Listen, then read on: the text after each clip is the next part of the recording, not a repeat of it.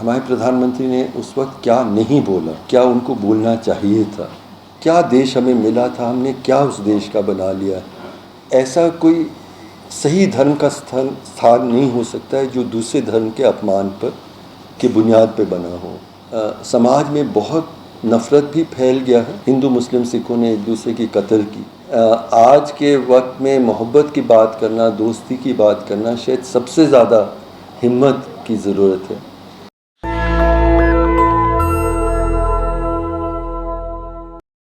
ये सबसे मुश्किल, सबसे अंधेरा हमारे दौर से हम लोग गुज़र रहे हैं। मैं कुछ महीने नाज़ी जर्मनी में को समझने के लिए मैं जर्मनी में रहा और नाज़ी जर्मनी में क्या हुआ और आज हमारे देश में क्या हो रहा है, उसमें बहुत सारे कंपैरिजन्स हैं। लेकिन एक सबसे बड़ी सीख नाज़ी जर्मनी के अनुभव को समझने के बाद ये हुआ कि हम समझते हैं कि नाज़ी जर्मनी में इतना कुछ नरसंहार हुआ क्योंकि एक शैतानी आदमी हिटलर थे और उनके कारण से ये सब हुआ। जो मुझे समझ में आया कि नाज़ी जर्मनी में जो हुआ क्योंकि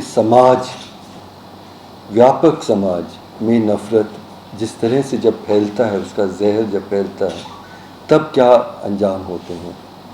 और वक्त बहुत सीमित है इसलिए उसके बारे में और बात नहीं करूँगा। मुझे आज की चिंता किसी एक नेता या किसी एक राजनीतिक दल से कम है ज़रूर, लेकिन बड़ी चिंता ये है कि हमारे बीच क्या हो रहा है। हम लोग हमारे अपने परिवारों में, हमारे अपने कम्युनिटीज़ में ये जो नफ़रत कितनी तेज़ी से फैल रहा है और तथाकथित पढ़े लिखे लोगों में, संपन्न समाजों में ये क्या हो रहा है, ये चिंता की बात है। और इसलिए मुझे लगता है कि ये जो पहल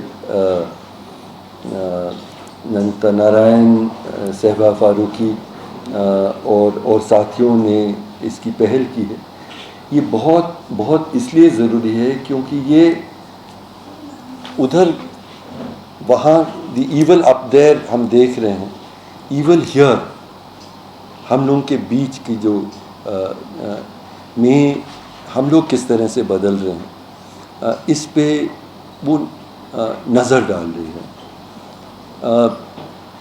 पिछले मतलब हम लोग किसी भी वक्त बैठते हैं ना, पिछले 8-9 सालों में तो हम एक सूची बनाते, लेकिन अब आज यहाँ बैठ रहे हैं। एक यूनिफॉर्म सिपाही ट्रेन के अंदर घुस के चुन के वो 3 मुसलमानों की हत्या करता है और कोई मतलब कोई उसको रोक नहीं रहा है। वो आराम से जगह जगह जाके नफ़रत से इतनी मतलब उसका दिमाग कहीं मैंने एक लेख लिखा है, एक्चुअली इसकी शुरुआत ये की कि हमारे प्रधानमंत्री ने उस वक्त क्या नहीं बोला, क्या उनको बोलना चाहिए था। क्योंकि उस घटना के बाद मेरे ऑफिस में काम करने वाले एक मुस्लिम आइडेंटिटी की एक साथी आई और वो बिल्कुल फूट के रो पड़ी उसी दिन। उन्हें कहा मैं अपने आप को इतनी ज़्यादा असुरक्षित महसूस कर रही हूँ आज।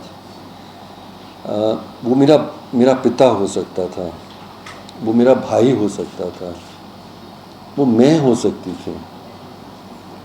और यही कॉन्वर्सेशन एक्चुअली पता नहीं शायद कई लाख मुसलमान घरों में उस दिन हुआ होगा।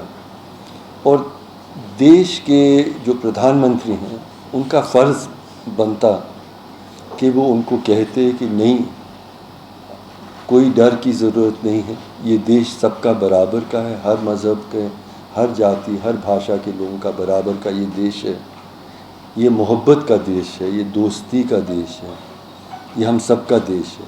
लेकिन हमारे प्रधानमंत्री ने ये बात नहीं कही। इसलिए हम लोग सबको वो आवाज़ अपने आप में अपने आप के अंदर से ढूंढना पड़ेगा। और कई बार मुझे लगता है कि हम लोग वी रिमेन साइलेंट। अभी रमज़ान के दौरान जगह जगह पे मुस्लिम समाज के लोग इकट्ठा होके कुरान के पाठ करते हैं। अब हम पढ़ रहे हैं कि ग्रेटर नोएडा के one high rise complex after the other लोग जाके उनको रोकने की कोशिश कर रहे हैं, उधम करते हैं। उसी दिन उसी वक्त नवरात्रि के का सब कुछ पूजा चल रहा था, लेकिन ये हम नहीं होने देंगे। तो चलिए 30-40 लोग इकट्ठा होकर उनको रोकते थे। मेरा सवाल है कि हर एक कॉम्प्लेक्स में शायद 3,000 साढ़े 3,000 फैमिलीज़ रहते हैं। उनमें से क्यों एक व्यक्ति भी गया नहीं उनको रोकने के लिए कि ये अपने हम लोग पढ़ रहे हैं कि कोई आईसीयू की यूनिट में एक महिला नमाज़ पढ़ रही हैं और उनके ऊपर पूरा वार हो रहा है। तो मैं अभी नूह से लौटा हूँ, कल ही लौटा। कल्पना नहीं कर सकते हैं एक पूरा मतलब बड़े बड़े इमारत, इस तरह के इमारतों को बुलडोज़र ने जाके तहस नहस किया है। इतना भी फिग लीफ नहीं है कि वो इंक्रोचमेंट हैं।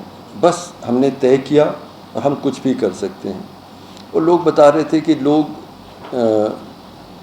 जो दूसरे समाज के लोग खड़े होके तालीम बजा रहे थे, वीडियो ले रहे थे। ये हमारे समाज में क्या हो रहा है, ये सवाल हमें पूछना ज़रूरी है। हम क्यों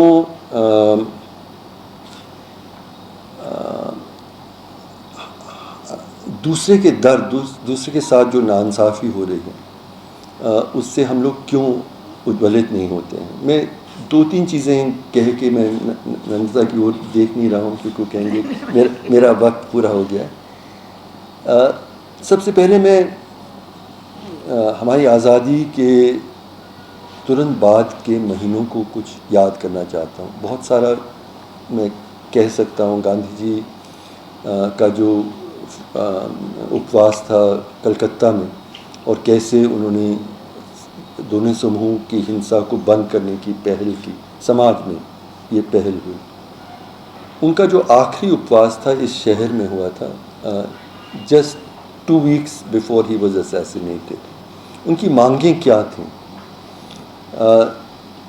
3 मांगें थीं। उनमें से एक ये मांग था, उन्होंने लोग कह रहे थे कि उस वक्त कनॉट प्लेस में यहीं जो मस्जिद था उसमें मूर्तियां रख दी गई थी, मेहरौली के दरगाह में मूर्तियां रख दी गई थी। एक नफ़रत का जो दौर चल रहा था और गांधी जी का ये कहना था कि ऐसा कोई सही धर्म का स्थान नहीं हो सकता है जो दूसरे धर्म के अपमान पर के बुनियाद पे बना हो। तो उनकी ये मांग थी, उन उपवास के लिए ये मांग थी कि हम सारे मस्जिदों को, दरगाहों को पूरे सम्मान के साथ हमारे मुस्लिम भाइयों और बहनों को वापस करें। अनीस किदवाई बताती हैं कि उनके शोहर की हत्या हो गई थी और वो गांधी जी के पास आए और गांधी जी बहुत उदास थे और उन्होंने कहा कि मेरा काम तब तक पूरा नहीं होगा जब तक एक मुस्लिम बच्चा बिना डर के इस शहर में खेल ना सके, तब तक मेरा काम पूरा नहीं होगा। तो 75 साल बाद उनका काम मतलब कहाँ पहुँचा है। हम लोग क्या देश हमें मिला था, हमने क्या उस देश का बना लिया, इस पे हम लोग अपने ऊपर सवाल उठाएं। और लास्टली मैं ये कहना चाहता हूँ कि इस अंधेरे के बीच में कई बार मैं अपने आप से पूछता हूँ मुझे उम्मीद कहाँ मिलती है। उम्मीद वहाँ मिलती है कि एक्चुअली समाज में बहुत नफ़रत भी फैल गया है, लेकिन अच्छे लोग भी इसके बीच में मणिपुर में मैं गया था, हर रिलीफ कैंप में जहाँ हम बैठे थे, जॉन भी बैठे हैं यहाँ, हम लोग दोनों वहाँ बैठे थे, तो बहुत क्रूरता की, मतलब बिना मतलब हद से ज़्यादा क्रूरता की कहानियाँ हमने सुनी। लेकिन हर रिलीफ कैंप में हमने ये बातें भी सुनी कि दूसरे समाज के लोगों ने किस तरह से हमें बचाया। और इस कारण से मैं मणिपुर से लौट के फिर भी कुछ उम्मीद अपने देश पे रख सकता हूँ। इसी तरह से जगह जगह पे बात हुई, आपने गुजरात का जिक्र किया। लगभग मैं 1 साल रिलोकेट करके मैं गुजरात में काम किया था। बहुत क्रूरता की कहानियाँ औरतों और बच्चों के खिलाफ हम सुनते थे। लेकिन इतने सालों में गुजरात में काम करने के बाद मैं ये कह सकता हूँ, मैं एक दावा दे सकता हूँ कि आप जो एक क्रूरता की कहानी बताएं गुजरात के, तो मैं 3 उसी जगह में ढूंढूंगा ऐसी कहानियाँ जहाँ लोगों ने जानें बचाई। वही मोहब्बत, वही दोस्ती, वही साहस। I call it radical love that is based on huge courage. जो गांधी जी का जो उदाहरण था in his last months, 1 million people had killed, 10 lakh लोगों ने, हिंदू मुस्लिम सिखों ने एक दूसरे की कत्ल की, तब भी खड़े होकर उन्होंने कहा कि नहीं, ये सबका देश बराबर का है। उस तरह के मोहब्बत में बहुत साहस की ज़रूरत है। उस साहस को हमें खोजना है। आज के वक्त में मोहब्बत की बात करना, दोस्ती की बात करना शायद सबसे ज़्यादा हिम्मत की ज़रूरत है। तो एक ही और उदाहरण से मैं ख़त्म करता हूँ। गोधरा में ही, Godhra was almost the epicentre, जहाँ पे ऑब्वियसली जहाँ और नफ़रत बहुत ज़्यादा थी। तो उस वक्त में हम सोचे थे गांव-गांव में जाके, तो एक आइडिया सामने मैंने रखा लोगों के सामने कि हम घरों को, जो घर जला दिए गए हैं, तोड़ दिए गए हैं, उनको दोबारा बनाने के लिए हम लोग पहल करेंगे, रिसोर्सेज इकट्ठा करेंगे। लेकिन शर्त एक ही होगा कि उस घर को बनाने में, फिर से बनाने में, हिंदू और मुसलमान दोनों को मिल के श्रमदान करना होगा। और लोगों ने कहा कि इतनी ज़्यादा नफ़रत है, यह संभव ही नहीं है। और हमने कहा देखें, और 80 गाँव में, मुझे याद है 80 गांव में लोग सामने आए और उन्हें, हिंदू और मुसलमानों ने मिल के श्रमदान किया। उस जगह में उस वक्त घूम रहा था, गर्मी का मौसम था, और एक गांव में मैं पहुंचा जहां पे कह रहे थे कि एक हिंदू विधवा भी थी। उनके पति जब गुज़र गए तो उनके पास उतना भी पैसा नहीं था कि वो अंतिम संस्कार कर पाए, तो अपना ही झोंपड़े को उन्होंने उनके ऊपर जला लिया और वो बेघर हुई थी। तो वहाँ के हिंदू और मुसलमान युवकों ने मिल के तय किया कि हम जब दोबारा दंगों का बना रहे हैं तो उनका भी हम घर बनाएंगे। तो एक मुस्लिम लड़का मैंने देखा, तेज़ धूप थी, अपना टोपी वगैरह पहना हुआ था, वो मेहनत कर रहे थे उस विधवा का घर बनाने में।